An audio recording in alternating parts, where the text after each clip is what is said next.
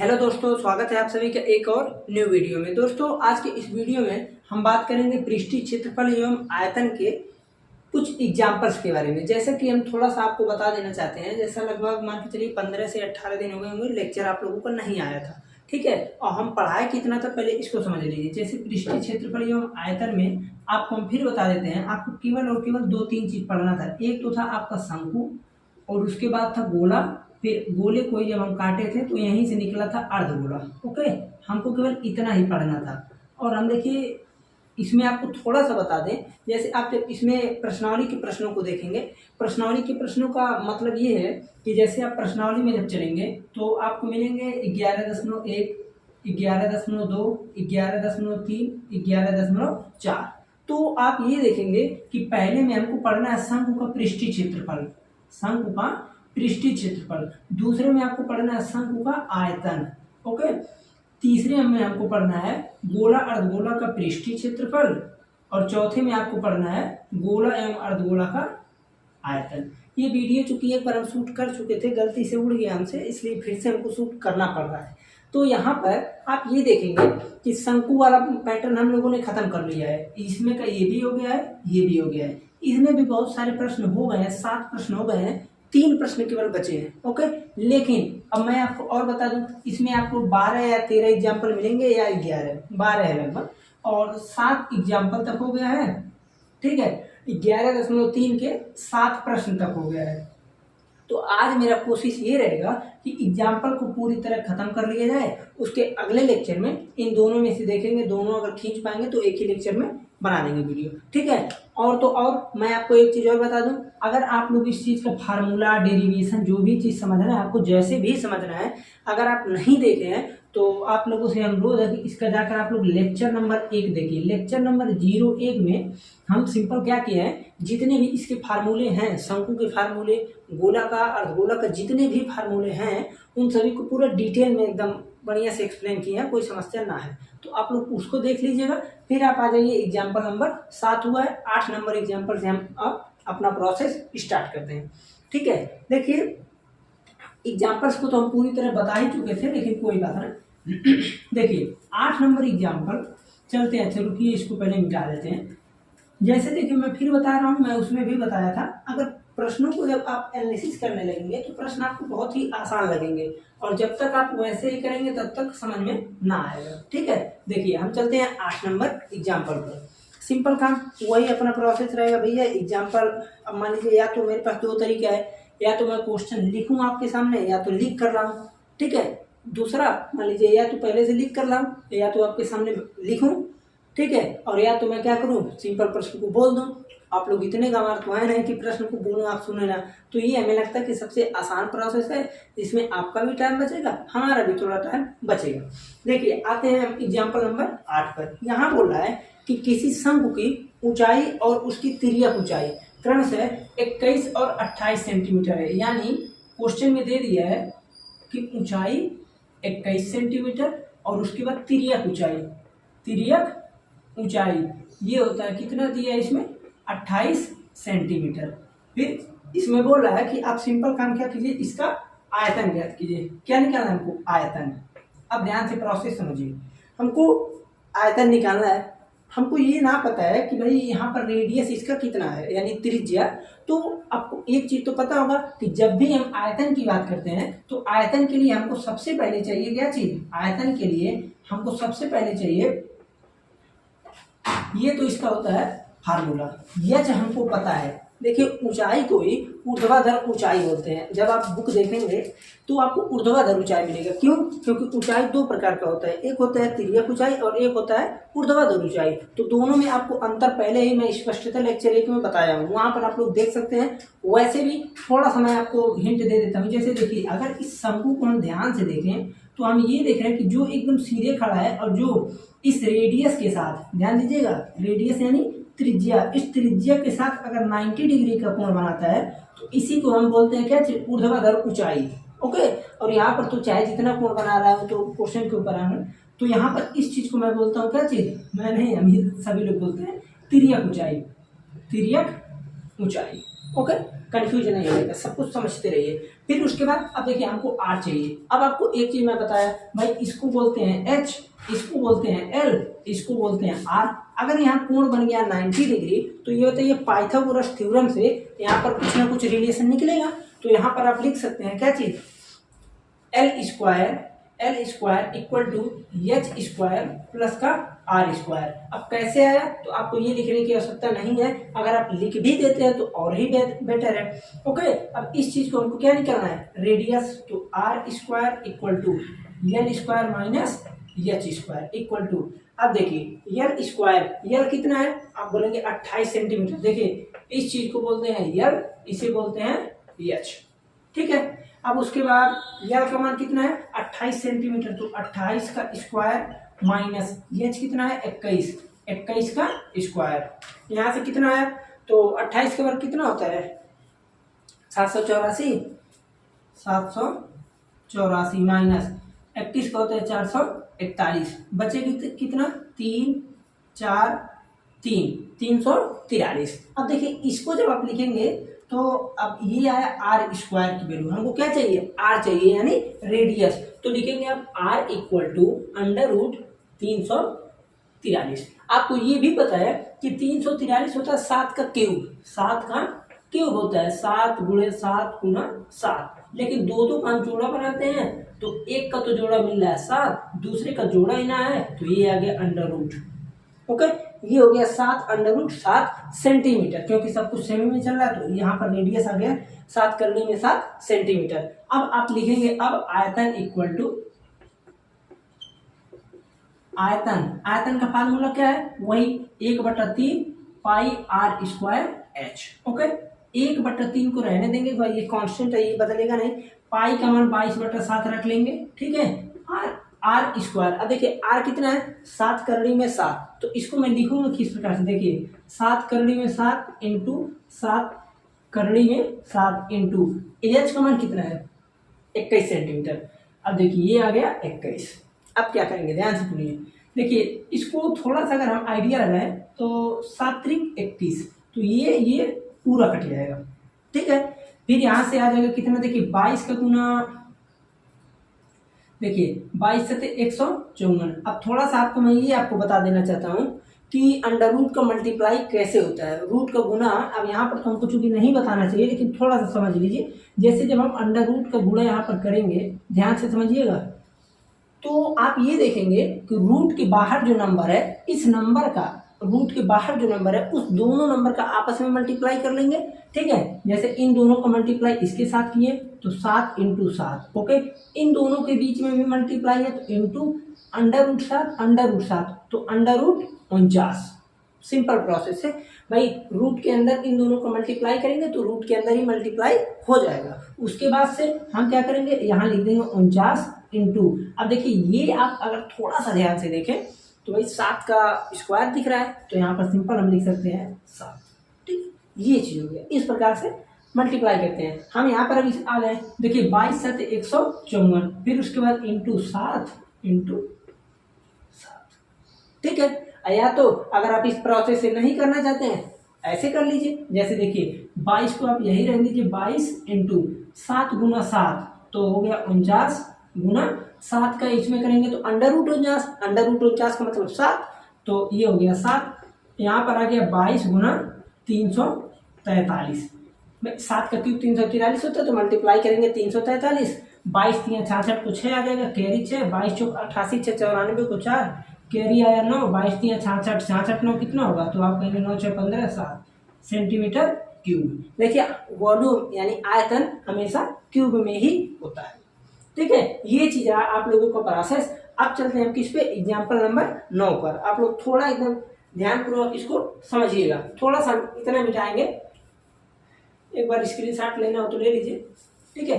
अब आते हैं हम किस पे, 9 नंबर प्रश्न पे। देखिए फिर मैं बता रहा हूँ, प्रश्न को आप जब तक एनालिसिस नहीं करेंगे तब तक नहीं आएगा, चाहे कोई बुक का हो, हर बुक का बेस एनसीईआरटी ही होता है, ध्यान रहे, चाहे जो भी बुक उठाएंगे सभी का बेस एनसीईआरटी ही रहता है। अब आते हैं हम किस पे, 9 नंबर पे। लेकिन 9 नंबर प्रश्न थोड़ा सा कॉम्प्लिकेटेड आपको लग सकता है, थोड़ा सा, ज़्यादा कॉम्प्लिकेटेड नहीं है। जैसे देखिए इसमें ये बोला है कि मोनिका के पास एक कैनवास का एक टुकड़ा है, कैनवास का एक टुकड़ा है, उस टुकड़े से वो एक शंकु बनाना चाहती है। अब शंकु तो क्वेश्चन में बोलेगा नहीं, तो शंकु ना बोल के बोला कि एक तंबू बनाना चाहती है। बात वही हुआ, शंकु बनाए चाहे तंबू बनाए, तो तंबू बनाना चाहती है। ठीक है, देखते हैं। ये बोल रहा है कि मोनिका के पास एक टुकड़ा है जिसका क्षेत्रफल दिया, देखिए कितना, 551 सेंटीमीटर स्क्वायर, इतने का उसके पास एक कैनवास है। कैनवास क्या होता है, आप बोलेंगे तिरपाल भी ना समझे तो कैनवास मतलब किरमिच होता है, उसका हिंदी तिरपाल भी अगर शुद्ध भाषा, तो गांव में चट्टी वट्टी देखते हैं ना, वही सब होता है। देखिए यहाँ पर ये बोल रहा कि क्षेत्रफल 551 सेंटीमीटर स्क्वायर है। ओके, इस चीज में हमें ये बोल रहा है कि 7 सेंटीमीटर, सेमी है ना, नहीं, ये देखिए ये मीटर स्क्वायर है। ये बोल रहा है कि 7 मीटर का हमको रेडियस चाहिए। जो भी मैं शंक्वाकार तंबू बना रहा हूँ, जैसे मान लीजिए ये है, ये बोला कि हमको एक शंकु यहाँ पर ऐसे तंबू बनाना है, ठीक है, रहने के लिए, और जिसका रेडियस कितना होना चाहिए, रेडियस होना चाहिए 7 मीटर। ओके, और हमें ये क्षेत्रफल ऊपर से दिया है, पल्ली ऊपर से लगाएंगे ना तिरपाल, तो हमें ये पूछ रहा है सिंपल काम कि इसका आयतन ज्ञात कीजिए। एक चीज ध्यान दीजिएगा, इसमें क्वेश्चन में क्या दे दिया, देखिए मोनिका के पास एक कैनवास का एक टुकड़ा है जिसका क्षेत्रफल 551 मीटर स्क्वायर है। वह इससे 7 मीटर आधार त्रिज्या वाले एक शंकु का आपतन का तंबू बनवाती है, यह मानते हुए कि सिलाई और कटाई में लगभग 1 मीटर स्क्वायर क्षेत्रफल या 1 मीटर स्क्वायर कैनवास नष्ट हुआ है। ध्यान दें, जैसे भाई अगर मान लीजिए मैं बनवा रहा हूँ तो जाहिर सी बात है कुछ ना कुछ इसमें नुकसान होगा ही, ठीक है, तो नुकसान वाला पोर्शन हमें निकालना पड़ेगा, ध्यान दें। फिर उसके बाद यहाँ पर और दिया है कि इससे बनाए जा सकने वाले शंकु का आयतन ज्ञात कीजिए। अब देखिए, अब यहाँ पर आप लिखेंगे सिंपल काम।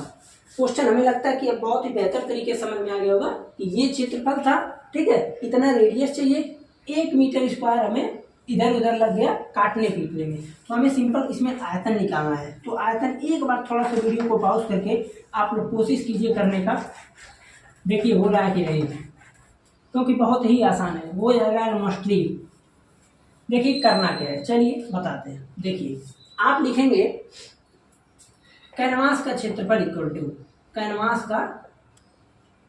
कैनवास का क्षेत्रफल इक्वल टू, क्षेत्रफल कितना है आप बोलेंगे 551 मीटर स्क्वायर, ठीक है।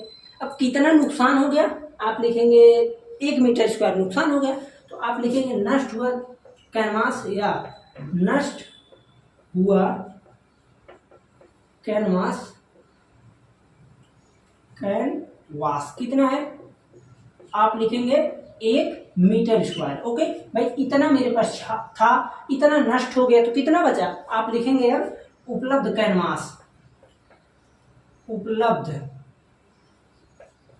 कैनवास इक्वल टू, देखिए क्वेश्चन को ध्यान से समझिएगा, कैनवास कितना बचा आप बोलेंगे 551 माइनस 1 यानी 550 मीटर स्क्वायर। अब ध्यान से समझिए, ये जो 550 मीटर स्क्वायर है ये क्या चीज है, आप कहेंगे, देखिए ध्यान से सुनिए, वॉल्यूम पूछा है यानी आयतन पूछा है, ठीक है, सरफेस एरिया यानी वह पृष्ठ जो है इसका, ये चीज जो है ये जितना बचा है ये क्या हो सकता है, ये ओनली वन वह पृष्ठ होता है, संपूर्ण पृष्ठ भी नहीं होगा। क्यों, जैसे देखिए थोड़ा आप इमेजिन कीजिए, जैसे जब हम कहीं भी तंबू जाकर देखते हैं या तंबू इर्द गिर्द कहीं बनता है, तो आप ये देखे होंगे कि तंबू में जो है, जैसे मान लीजिए मैं तो भाई देखा हूँ, आप लोग थोड़ा इमेजिन कीजिएगा, जैसे जब हम तंबू बनाएंगे तो अच्छा आप बर्थडे वाले केक पर आइए, जैसे जब बर्थडे उड्डे जिसका होता है वो टोपी ओपी पहनाते हैं ना सब, तो वो टोपी भी एक प्रकार से कोन ही है। तो आप वहाँ पर ये देखेंगे कि उसमें जो भिन्न भिन्न कलर के, डिफरेंट टाइप कलर के देखेंगे, चमकीले उमकीले सब लगा रहता है ना ऊपर, जो अंदर जैसे पहने हैं हम, तो उसके अंदर तो खाली रहता है, वहाँ कुछ नहीं लगता है, तो जो ऊपर से हमें दिख रहा है उसी को वक्पृष्ठ बोलते हैं। बहुत ही बेहतर तरीके से हम समझाएं पहले लेक्चर में, ध्यान से देखिएगा, तो उसे हम बोलते हैं वक्पृष्ठ, और जब अंदर वाले पोर्शन को भी हम उसमें ऐड कर लेते हैं तब हो जाता है संपूर्ण पृष्ठ। ओके, तो यहाँ पर ये जो भी कैनवास बचा है इसका केवल और केवल हमें ऊपर ही लगेगा, यानी अगर हम थोड़ा ध्यान से देखें तो हम ये बोल सकते हैं भाई यहाँ पर हमको वक्पृष्ठ की आवश्यकता है, इतने दूर हम लगाएंगे यहाँ पर तिरपाल यानी कैनवास, अंदर थोड़ी ना बिछाएंगे, तो इसलिए ये चीज जो है, अब यहाँ पर आप लिख सकते हैं कि तंबू का वक्पृष्ठ इक्वल टू कितना होता है, तो आप लिखेंगे पाई आर एल। ओके, और ये पहले से है कितना 550 22/7। आर का मान हमको 7 पता है, एल का मान हमको बताना है। 7 से 7 काट दिए, एल से जैसे इसको हम काटेंगे तो कितना बचेगा 22 दूनी 44 22 25, तो यहाँ पर बच जाएगा 25 मीटर। ओके, ध्यान से समझिए, एल निकल गया। अब फिर हमको पता है कि भाई एक फार्मूला हम जानते हैं, L square equal to H square plus का आर स्क्वायर। ओके, इसी फार्मूला से रखकर हम क्या निकालेंगे, हाइट इस बार निकालेंगे। भाई ऊंचाई रहेगा तभी तो ऐसा निकलेगा। यल का मान कितना है, आप बोलेंगे यल का मान है 25, हमको चाहिए एच, तो आप लिखेंगे यहाँ पर देखिए simple H square equal to L square minus का आर स्क्वायर। यल का मान कितना है, आप 25 देखे हैं तो 25 का स्क्वायर माइनस आर 7 का स्क्वायर। 25 का स्क्वायर कितना है 625, तो आप लिख दीजिए यहाँ 625 माइनस 7 का स्क्वायर 49, ये बनेगा 24 का वर्ग होता है 576, 576 बचेगा। ठीक है, हाँ ठीक है। जैसे देखिए थोड़ा ध्यान दें अगर, तो 7 और 25 के साथ कॉम्बिनेशन में 24 ही बन ही सकता है, तो ये सब कॉम्बिनेशन आप जब प्रैक्टिस करेंगे आ जाएगा। तो h equal to under root 576, और ये किसका वर्ग है 24 का वर्ग है, और 576 का वर्गमूल 24 होता है, 24 मीटर। फिर आप क्या लिखेंगे, अब लिखेंगे आयतन इक्वल टू या आप इसको अगर बुक के भाषा में लिखना चाहें तो लिख सकते हैं आप कि तंबू में बने आयतन। ठीक है, जैसे शंकु बना ना, तो उस तंबू में कितना आयतन है हमारे पास, कितना आयतन बन रहा है, वो भी आप यहाँ लिख सकते हैं, नहीं तो डायरेक्टली भी आप आयतन लिख सकते हैं। आयतन इक्वल टू होता है 1/3 पाई आर स्क्वायर एच, 1/3 पाई का मान है 22/7, आर का मान है कितना 7, एच का मान कितना है 24। ठीक है, 7 से 7 को उड़ा दिए, 3 से इसको उड़ा दिए 8। ठीक है, 22 सत्य हो गया कितना, देखिए 22 सत्य हो गया 154, इंटू में हो गया 8, तो 15/120 यानी 1220, 8 चौक 32 30 20, तो 1200, 8 चौक 32 1232, इसका 1232 सेमी क्यूब, इसका आ गया आंसर। दिख रहा है या ना, एक बार देख ले। चलिए ठीक है, ओके, ये रहा आप लोगों का आंसर। कितने नंबर एग्जाम्पल है, 9 नंबर एग्जाम्पल। अब हम आ जाते हैं किस पे, 10 नंबर एग्जाम्पल पर। देखिए इसके बाद से आप लोगों का 3 एग्जाम्पल है जो कि बहुत ही आसान है। एग्जाम्पल नंबर 10 आते हैं किस पर, एग्जाम्पल नंबर 10 पे। इसको ध्यान से समझिएगा आप लोग। एग्जाम्पल नंबर 10 जो बोल रहा है ये बहुत ही सिंपल है। बोल रहा है सिंपल काम कि 11.2 सेंटीमीटर त्रिज्या वाले अर्धगोले का, कौन सा गोला है, अर्धगोले का, नहीं गोला दिया है। ठीक है, सॉरी इसका क्या निकालना हमको, गोले का आयतन निकालना है। गोला है तो देखिए गोले का आयतन का जो फार्मूला होता है वो होता है 4/3 पाई आर क्यूब। ओके, अब यहाँ देखिए 4/3 पाई का मान है 22/7, आर क्यूब यानी 11.2 का होल क्यूब। अब देखिए अगर थोड़ा सा हम ध्यान से प्रोसेस से करें तो भाई हम 11.2 को पहले क्यों ना बदल लें, 11.2 को बदलेंगे तो यहाँ मैं लिख सकता हूँ 112/10। अब इसको 2 से काट दीजिए, तो 112 को 2 से काटेंगे तो 56/5, 56/5 बचा।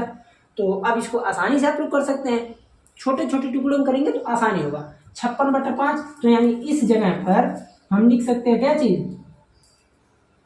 56/5 गुना 56/5 गुना 56/5, ये इसका हो गया। ठीक है, इसी को आप लोग कैलकुलेट कीजिएगा, जो भी आंसर आएगा कमेंट में बताइएगा, सेंटीमीटर क्यूब मैं अपने पास से लगा देगा।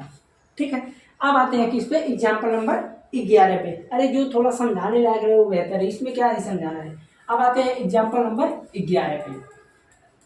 देखिए थोड़ा सा पैसेंस रख के आप लोग पढ़ेंगे तो बेहतर है। एग्जाम्पल नंबर 11, देखिए ध्यान से समझिएगा।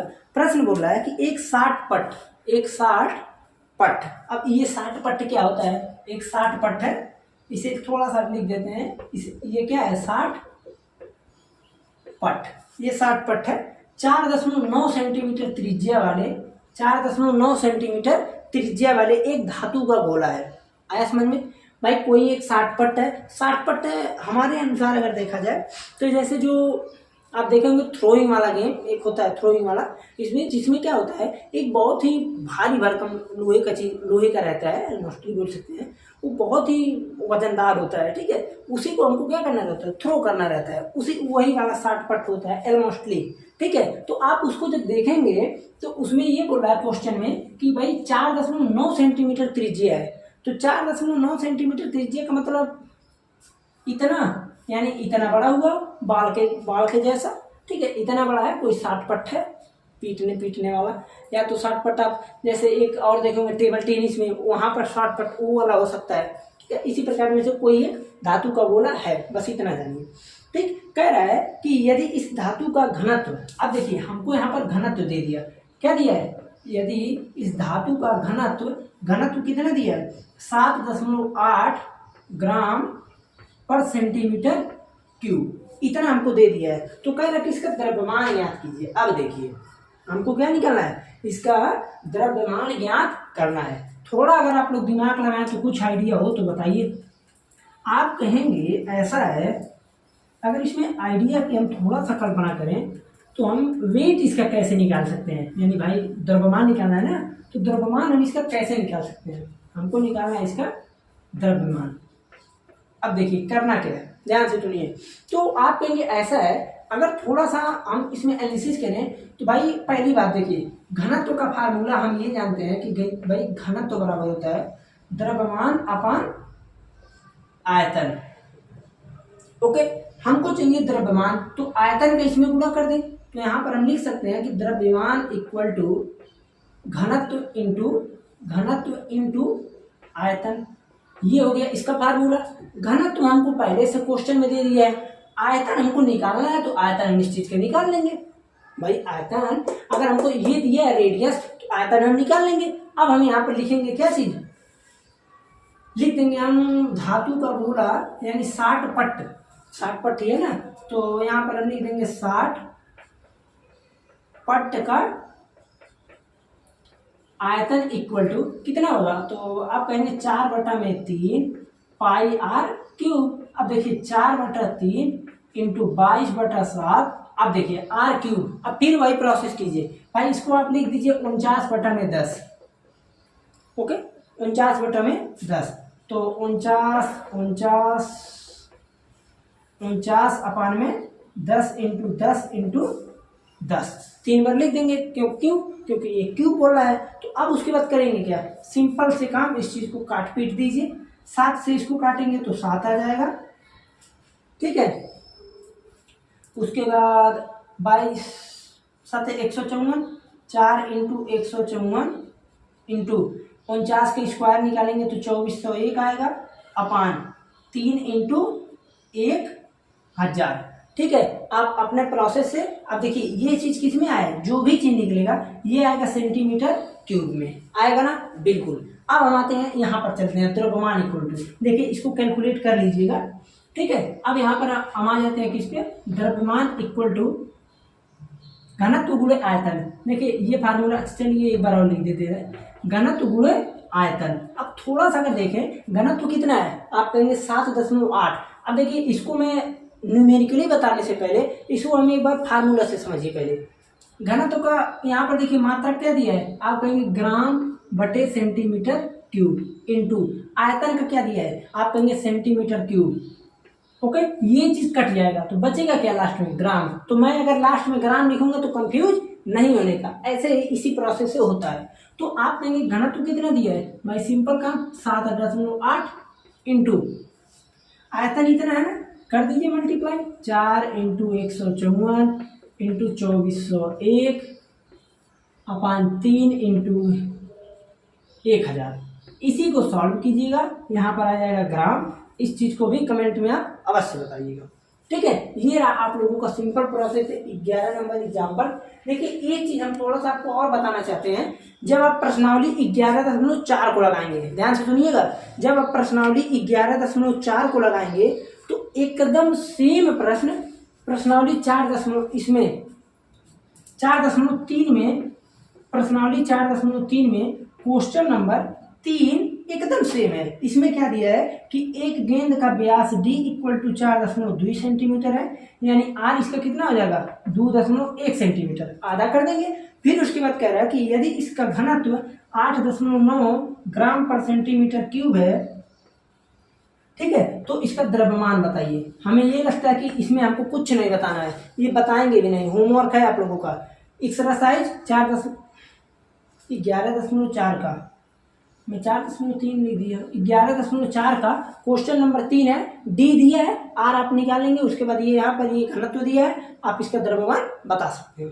बहुत ही आसान प्रोसेस है, एकदम ऐसे होगा। अब हम आते हैं एग्जाम्पल नंबर 12 पे। देखिए एग्जाम्पल नंबर 12 है, सिंपल ये बोल रहा है कि एक धातु का कटोरा है।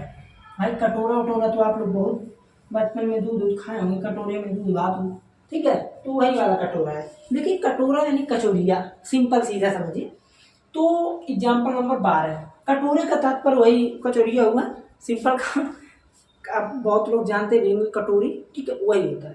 तो अगर एक कटोरी है तो किसका है, आप कहेंगे अर्धगोले की तरह होता है। तो अगर कटोरी अर्धगोले की तरह है तो अब सिंपल, अब देखिए इसमें क्या कह रहा है कि एक अर्धगोलाकार कटोरी की त्रिज्या 3.5 सेंटीमीटर है।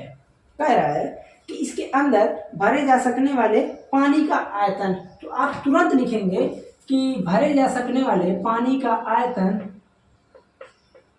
भरे जा सकने वाले पानी का आयतन इक्वल टू, भरे जा सकने वाले पानी का आयतन इक्वल टू कितना होता है, आप कहेंगे 2/3 पाई आर क्यूब, ये होता है इसका फार्मूला। अब हमें लगता है कि फार्मूले में वैल्यू को रखना एकदम आगे होगा।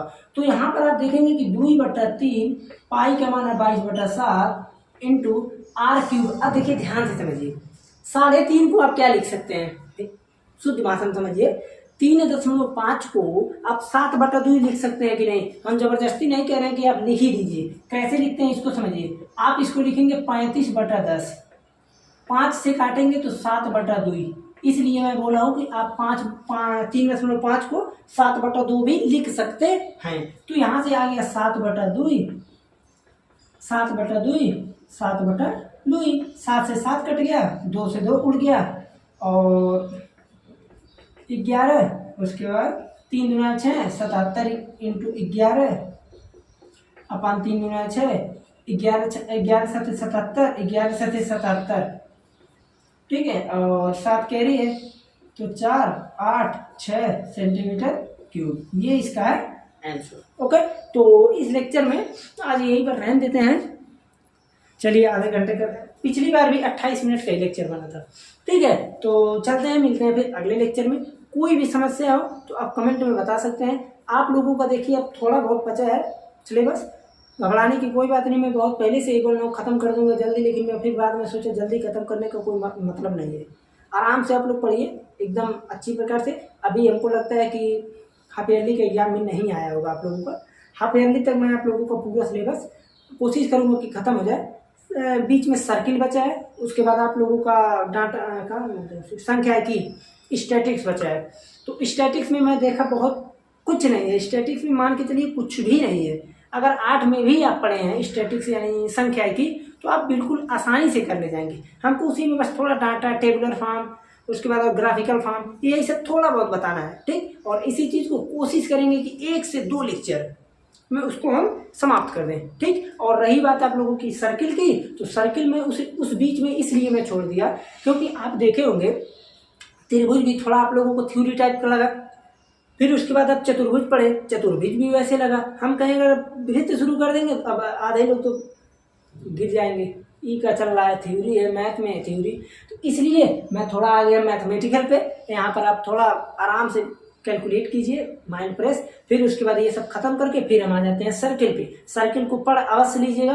पिछली बार देखिए क्लास 10th में मैं 2 थ्योरी था, मैं दोनों एकदम पूरा बच्चों को रटवा दिया था, ऑफलाइन भी ऑनलाइन भी, वही थ्योरी आ भी गया था, 8 नंबर में आया था, ठीक है। होते हैं ना लास्ट के 6-6 नंबर के लगभग वेल मास्टरली होते हैं, 6-6 नंबर के 3 प्रश्न, तो 6 नंबर आ गया था पूरा बढ़िया एकदम। और वो थ्योरी मैं देखिए इस तरह से उसको पढ़ा दिया था कि ये नहीं है कि आप केवल रटिए, जो मैं पढ़ाया वही रटिए, आप अपने प्रकार से भी उस चीज़ को लिख सकते हैं। इस प्रकार से समझना चाहिए मैथमेटिक्स। ठीक है, तो आज का लेक्चर यहीं रहने देते हैं, मिलते हैं फिर अगले लेक्चर में। अगले लेक्चर में आएंगे तो कोशिश करेंगे प्रश्नों को कॉम्प्रोमाइज़ करके एक ही में मैनेज कर दें। ठीक है, तो चलते हैं।